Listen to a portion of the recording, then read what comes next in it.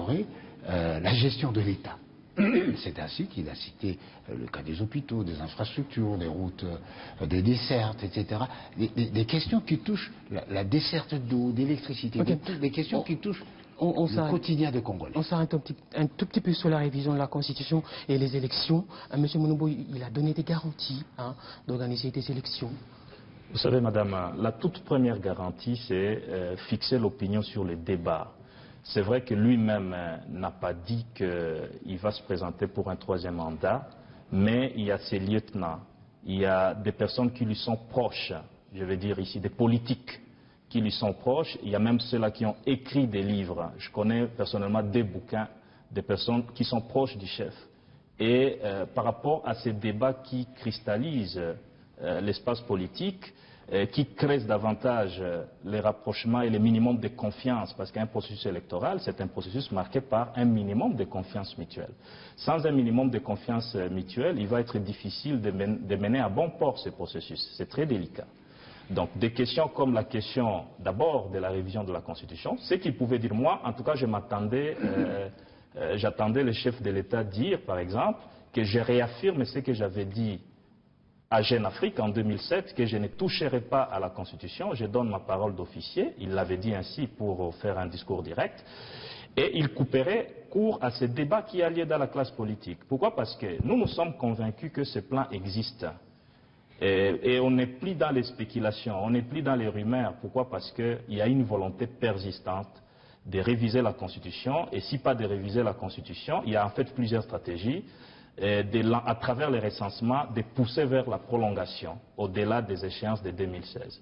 Il faut savoir que l'année 2016, l'échéance de 2016, c'est des rigueurs.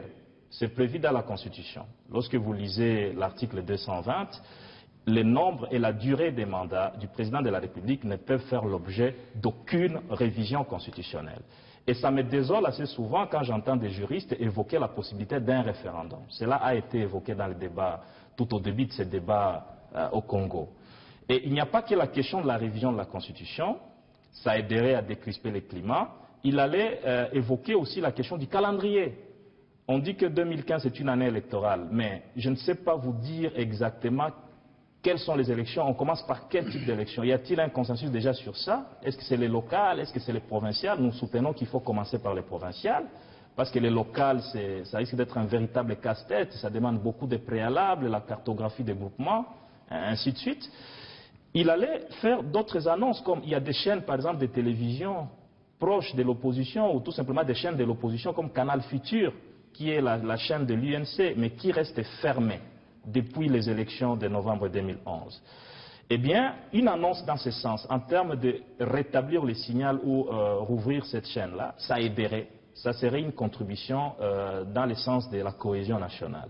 Parce que la cohésion nationale, ce n'est pas la publication du gouvernement qu'on appelle gouvernement de cohésion nationale. La cohésion nationale, c'est le constat que les acteurs politiques se font un minimum de confiance nécessaire pour baliser l'avenir. Okay, mais je suis désolé de vous dire qu'on on est loin en fait de la cohésion nationale, parce qu'il n'y a pas de gestes forts qui pourraient nous pousser à le confirmer. À vous entendre parler. Donc ces annonces n'ont pas été faites, et vous avez rappelé un point important, le retour de la dépouille du maréchal Mobutu. Ça a été dit lors des concertations, et c'était l'occasion d'annoncer, de faire une annonce dans ce sens-là. Vous savez, la cohésion, c'est à partir de ces petits gestes. Donc la cohésion, ce n'est pas la publication d'un gouvernement de cohésion pléthorique de 47 membres.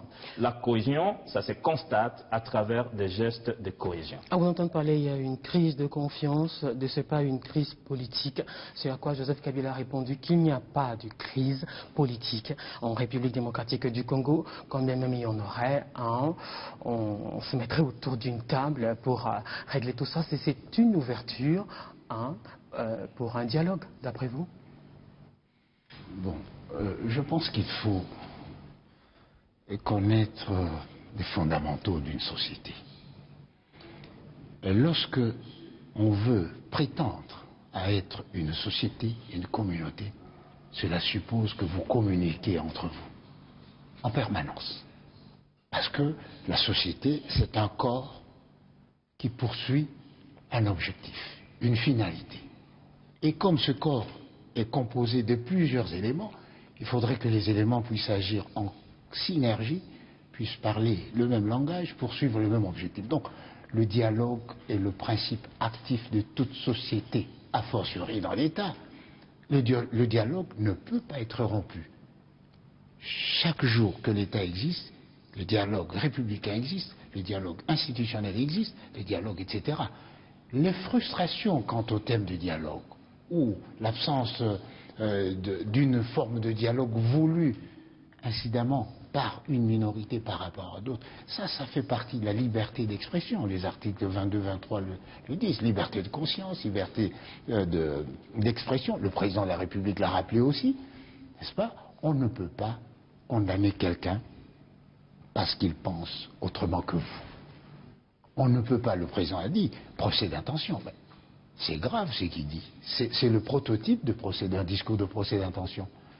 La seule révision constitutionnelle aujourd'hui concerne les 3 propositions déposées les 3 projets déposés par le gouvernement. Ah, il n'a pas fait allusion à cela.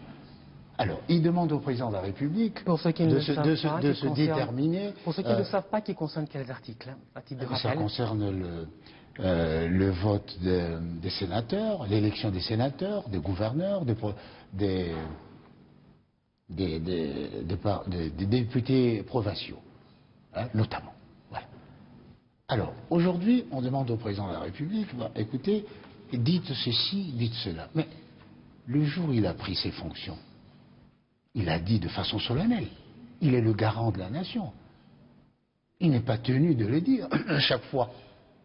Alors, hypothèse contre hypothèse, on serait bien curieux de savoir qu'il m'assure, moi, en tant que citoyen, que s'il y a élection demain, eh bien, l'honorable Caméré va céder sa place à Tshisekedi. Tshisekedi à son fils à Kengo. Vous voyez, on monte de bulles qui n'ont aucune prise sur les problèmes concrets du citoyen congolais aujourd'hui. L'amélioration des conditions sociales, du quotidien du Congolais, tel que le président l'a abondamment évoqué dans son discours, n'est-ce pas? Lorsque on fait les bateaux, on améliore les conditions de navigation, ça c'est du concret et de l'immédiat pour le Congolais. Donner des présomptions. Ah, monsieur Kabila, est-ce que vous serez candidat? Mais c'est en 2016. Il y a une échéance constitutionnelle. Il y a une date au-delà de laquelle, si vous ne vous déterminez pas, vous ne pouvez pas être candidat.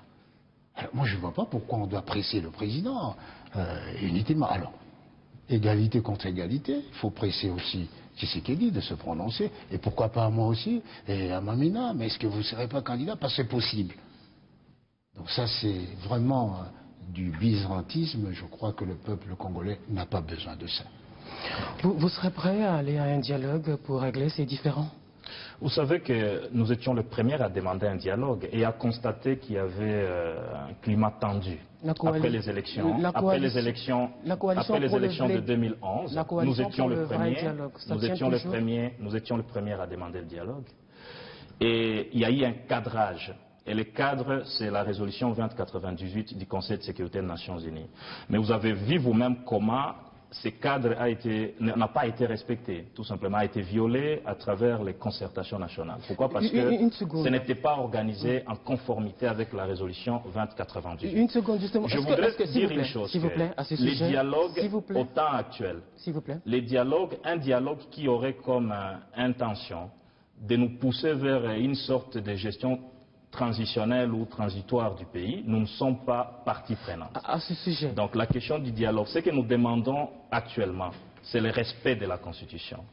Et le respect de la Constitution voudrait qu'on ne touche pas à la Constitution et qu'on ait un consensus sur la marche à suivre, qu'on publie un calendrier complet, consensuel et budgétisé des élections. Et nous souhaitons que les élections présidentielles s'organisent 90 jours avant le 19 décembre 2016. Est-ce que la polémique face à la résolution 2098 n'est pas due à la mauvaise foi face à l'article 69 de la Constitution? Le chef de l'État peut prendre une initiative allant dans le sens d'un peu plus de cohésion nationale. C'est l'esprit et pas la lettre. Vous savez, la force, il faut poser la question aux étudiants des relations internationales ou ceux qui ont étudié le droit international public. Je suis juriste, je suis publiciste et je ne néglige pas, je dois vous dire, la force qu'a une résolution. Une résolution, pas une résolution d'une association, une résolution du Conseil de sécurité des Nations Unies. C'est pour garantir le succès des élections que les Nations Unies ont estimé que c'était important que les acteurs politiques au Congo se retrouvent dans le cadre d'un dialogue sans exclusive pour baliser en fait la route vers les élections. Et nous l'avons demandé et les concertations devraient s'inscrire dans les cadres, mais ce cadrage n'a pas été respecté. Okay. Vous l'avez dit. Alors là, ça a été une raison qui nous a pas poussé à participer aux concertations. Et puis vous avez vu par la suite que bien sûr qu'il y a eu des résolutions de concertation, mais le focus c'était quoi? On se bousculait au portillon pour entrer dans le gouvernement de cohésion. Vous comprenez? Donc nous avons une vision au-delà de ça. Nous ne sommes pas prêts pour un partage des postes, parce que le partage des postes a déjà eu lieu maintes fois dans ce pays. Notre souci c'est quoi? Nous avions voulu à ce qu'un consensus se dégage sur les processus électoraux. Qu'un calendrier global, consensuel, complet soit publié, budgétisé. Et nous pensons que commencer avec les élections locales, ça risque de nous mener dans un véritable engrenage. Vous l'avez déjà dit. Oui. Et qu'à la fin, qu'on dise, voilà, on n'a pas eu du temps parce qu'on recensait les gens ou parce qu'on organisait les élections locales. Okay. Il n'y aura pas de prétexte en 2016 et il faut qu'en 2016, en décembre en tout cas, qu'on ait déjà organisé les élections présidentielles. La CENI répond qu'il ne peut pas, au stade actuel, publier un calendrier global parce qu'il n'a pas un budget global. Justement, c'est à quoi beaucoup d'opposants comme lui ne croient pas. Monsieur Atondi. Ne croient pas quoi? Pas d'argent, pas de calendrier global. Non, pas d'argent, pas de calendrier global. Le président de la République ne peut pas publier un calendrier. C'est par le Condomont. C'est la CENI qui est l'autorité compétente en la matière, l'organisation des élections, etc. Donc il ne faut pas faire de confusion. Le président n'a rien à faire là-dedans, ni le gouvernement d'ailleurs. Donc, ça c'est un. De deux, l'article 220. Que dit l'article 220? L'article 220 n'a que les sièges de matière réputée intangible. N'est-ce pas? Ce n'est que le siège. Mais ce qui doit actionner les droits des citoyens, c'est l'article 218. L'initiative appartient au président de la République, l'initiative appartient au gouvernement réuni en conseil, l'initiative appartient au Parlement, aux 2 tiers à peu près, l'initiative appartient à 100 000 citoyens. Qu'est-ce à dire? Lui qui est juriste, il sait qu'une loi n'est pratique que lorsqu'il y a des mesures d'encadrement qui suivent. Et ici, l'article 220 devient inopérationnel. Parce que, par rapport à 218, il n'est pas prépondérant. Donc, on va dire que les 2 articles sont ambivalents. Qui va trancher? C'est le peuple. Je suis étonné qu'un démocrate se méfie du référendum. Mais l'article 5 de la Constitution, que dit-il? Le pouvoir appartient au peuple, la souveraineté. Ça veut dire que lorsque la classe politique ne s'entend pas, ou qu'il y a un sujet qui divise la société, eh bien, le peuple doit se déterminer démocratiquement. Monsieur le député. Oui, madame, merci beaucoup. J'aimerais répondre. Laissez parler le peuple. Alors, vous avez posé une très bonne question, celle liée au financement des élections. Vous savez que c'est honteux chaque fois de se plaindre, dire qu'on n'a pas l'argent. Mais nous sommes où là? Nous sommes en République démocratique du Congo, avec toutes ses potentialités. Et nous avions tout le temps pour mobiliser l'argent.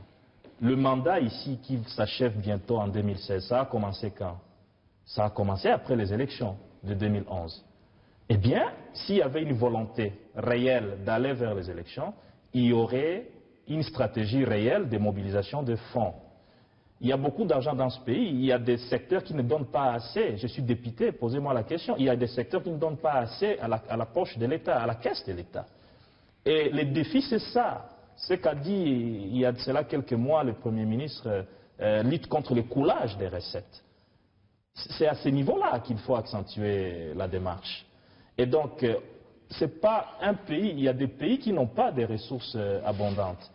Je préfère que ces pays soient les premiers à demander l'aide ou à se plaindre qu'ils n'ont pas l'argent, mais pas la République démocratique du Congo, un scandale géologique. Donc on doit cesser chaque fois de pleurnicher. Quand les petits pleurnichent, puisqu'ils n'ont pas beaucoup de ressources, nous pleurnichons aussi. Et puis le référendum, c'est quoi? Ce n'est pas une opération gratuite en termes de dépenses, c'est une opération budgétivore aussi. Ça va nous coûter de l'argent. Alors, je voudrais d'abord souligner ici que, suivant la ratio legis, l'esprit de l'article 218 et de l'article 220, il n'y a pas lieu de référendum pour des dispositions non révisables, s'agissant du nombre et de la durée des mandats du président de la République.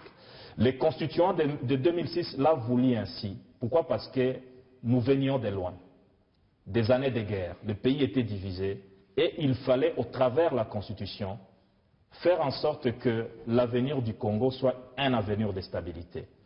Et si les partenaires nous rappellent, si les partenaires nous donnent des conseils, parce que celui qui aime quelqu'un lui donne des conseils, que ne touchez pas à la Constitution, ne touchez pas à l'ordre constitutionnel, au risque de créer une instabilité, eh bien, je crois que c'est un conseil qu'il faut prendre acte, c'est un conseil qu'il faut accepter. Parce que c'est un conseil d'un ami. Parce que la réalité, c'est que si on touche à cet ordre constitutionnel, il y a beaucoup de probabilités que le pays sombre dans la violence. L'UNC n'a jamais prêché la violence, nous sommes non violents, nous prêchons la social-démocratie, mais je crois qu'on doit nous épargner de tout ce qui peut faire à ce que l'avenir soit assombri dans notre pays que nous aimons beaucoup, la République démocratique du Congo. Vous ne prêchez pas la violence, mais vous brandissez la menace d'une insurrection. Nous ne brandissons pas la menace, nous sommes non violents. Et toutes les fois que nous manifestons, nous écrivons. Nous informons par écrit l'autorité et nous invitons la population à manifester, nous l'avons fait. Et ce n'est pas tout, nous allons faire d'autres manifestations. Eh bien, notre comportement sera dicté aussi en fonction de l'attitude de nos partenaires du pouvoir. S'ils veulent un passage en force, eh bien, ne pensez pas que la dernière manifestation qui a eu lieu sera la dernière. La récente sera la dernière. Il y aura d'autres. Mais tout ça, ça se fera conformément à la Constitution et aux lois de la République. Pourquoi? Parce que nous sommes une opposition républicaine. Nous ne sommes pas une opposition anarchique. Et nous voulons que le peuple congolais prenne la mesure de la situation. Il y a des éléments qui peuvent entamer les processus électoraux. Les défauts du consensus sur des questions importantes, la menace des révisions de la Constitution, la crise à l'Est. Si par exemple le conflit à l'Est, il n'y a pas de solution sur les ADF Nalo, il n'y a pas de solution sur les Bakata Katanga, des foyers de tension qui continuent à se développer. À l'horizon 2016, quelqu'un risquerait de nous dire, voilà, on a manqué on ne sait pas comment organiser les élections dans ce contexte. Donc il faut vider toutes les menaces éventuelles qui peuvent bloquer la machine. À ce sujet, il a été catégorique. Il a dit que les crimes des massacres dans le Kivu ne resteront pas impunis. Une minute de silence a même été donc observé. On va revenir sur ce qu'avait été donc la clôture des concertations nationales. Le président de la République il avait fait une série de promesses. Retour sur image encore une fois.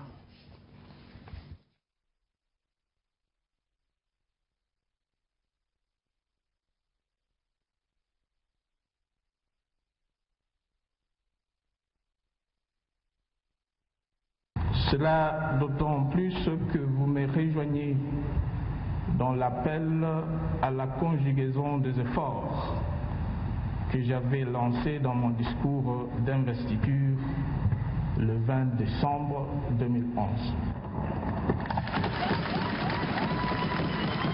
Nous sommes en crise et en crise profonde. Je ne l'ai pas ressenti à travers les propos du chef de l'État. J'ai plutôt senti un propos optimiste, je dirais même angélique,